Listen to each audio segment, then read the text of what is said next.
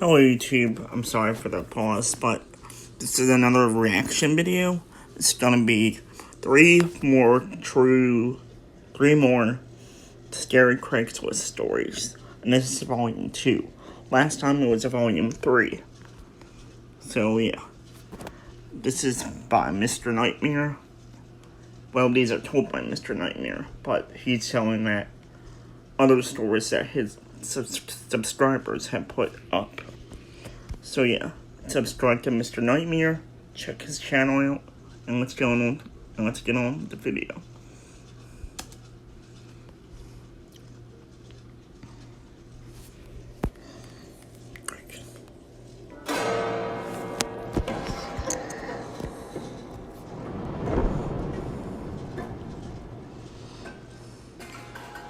This is a popular story with my family and most of my friends. Amanda is my brother's girlfriend. At the time of this story, she was looking for her first apartment and moving out of her parents' house. Her and my brother didn't want to move together since they'd only been dating for a few months. She opted instead to search for a roommate online. Browsing Craigslist, she found an ad titled something like, "Roommate Wanted, Females Only." This sort of thing was common since the area she was looking in was mostly young professionals. The listing was for a room in a house for about $225 a month, which was quite cheap compared to most of the other places listed. Yeah. The occupant listed herself as a 23-year-old college student that wasn't comfortable with living with any males. The other roommate would have their own room and attached bathroom. So far, Amanda was into this place. However, the listing only had a single photo from outside the property. Amanda sent an email wanting to meet the occupant and tour the house. Within 30 minutes, she receives an email back with all the details and time to stop by. The girl worked late hours and wanted Amanda to stop by at 8 p.m. When Amanda arrives, there's a handwritten note on the front door saying, "Door broken, use back door." Walking around the house, it looks nice but slightly unkempt. Tall grass, weeds, dusty windows, etc. Still no alarms for Amanda though. When she knocks on the back door, an older man opens the door. At first, Amanda thinks that she has the wrong house, but the man reassures her and says that the occupant was out and that he was the landlord. The occupant asked him to meet Amanda since she was working late. He seemed pleasant and offered to show her around. Alarms start going off but aren't at red alert yet. Sorry. First, the guy was clearly in his 40s, unshaven, and looked like he lived in his car. Also, only the kitchen light was on. As they walked around the house, Amanda noticed one huge red flag. No furniture. Nothing. The landlord was polite about answering questions, but seemed irritable to keeping the lights on for too long, rushing her around and only letting her look at rooms for a few moments. No lights? That's creepy. There was a single room that the landlord wouldn't open, telling her that it was the occupant's room and he didn't want to invade her privacy. As they walked down the hall into the living room, she notices the front door has a plank nailed across it. Quote-unquote broken for sure. Amanda's creepometer is starting to ding, so she decides to wrap up the walkthrough and leave, but trying to be polite. As she's giving the guy her "thanks for the showing" bit, he perks up and states that he forgot to show her the basement. He claims it's recently furnished and would be a great rec room, and she should take a look down there. At the time, Amanda and the landlord are standing in the small hallway between the front living room and the back kitchen. In this little hallway was the basement door. When he opens the door, it opens outward to create something of a barrier between Amanda and the back door.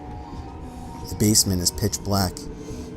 He smiles, motions down the stairs, and says, "Ladies first."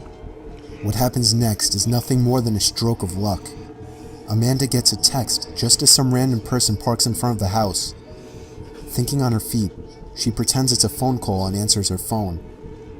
"Hey, yeah, are you here? I'll come out from around back and let you in." "It's great, you have to see it." With a motion of confidence, she excuses herself around the landlord and walks out of the back door. She says the guy just looked at her like he was confused. Once outside, she sprinted to her car and sped like hell out of there. When Amanda got home, she told her mother and my brother everything. Cops were called. They took her statement and went to investigate. The Craigslist post had been removed. The house had been foreclosed over 6 months earlier. It was found out that the house had been foreclosed over 6 months earlier and the property had been abandoned. When the police investigated, they found that the closed room that the so-called landlord didn't want her to look in was where the man had been staying. There was a pile of old dirty blankets, rotten food, and empty gallon jugs everywhere. More creepy was he had plastered ripped up pages from porno magazines on all the walls in the room. Ew. The really scary part of this was the basement. The man had tied a thin piece of fishing twine at about shin level across the stairs about halfway down. The basement was empty except another pile of old blankets, a broom handle wrapped in leather belts, and a small box with a few rolls of assorted tape.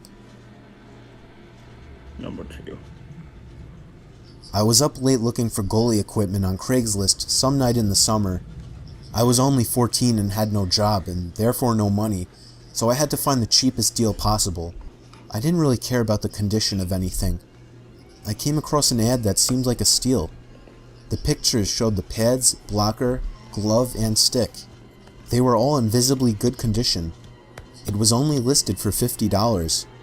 That seemed like an insane deal.